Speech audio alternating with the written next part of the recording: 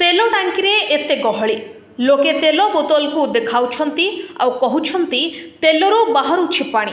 हाँ दर्शक बंधु, तेल टांकी बाहरुछि पानी। तेल नैथबा ग्राहक बोतल धरी टांकी आगरे करिछंती अभियोग। एभली घटना देखिबाकु मिलिछि भद्रक जिल्ला रे। भद्रक हेडपोस्ट ऑफिस सम्मुखरे थिबा भारत पेट्रोल पंपरू सुशांत प्रधान नामक एक युवक एही टांकीरू गाड़ी रे तेल पकाइबा पई आसिथिले आउ तेल मध्य पकाइथिले। तेल पकाई सारी किछि बाट गला परे गाड़ी आउ चली नथिला। सुशांत गोटिए ग्यारेज रे देखाइला बेलुकु गाड़ी टांकी रे तेल बदल रे पानी थिबा कहिथिले ग्यारेज मिस्त्री। परे सुशांत टांकी रे पहुंची बोतल रे तेल नेबा परे मध्य पानी बाहर थिबा देखिबाकु पाइथिले।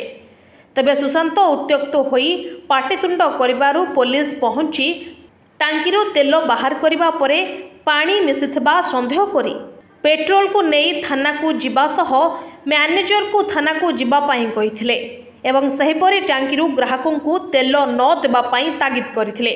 तबे शहर उपखंड रे थिबा भरोसा योग्य भारत फुएल रे जदी तेल बदल रे पानी मिले एबे ग्राहकों को पेट्रोल पंप उपरे थिबा विश्वास कमी जिवो, जहा साधारण रे प्रश्न सृष्टि करछि। भद्रकरू आनंद प्रसाद राउतଙ୍କ रिपोर्ट, एनटीवी।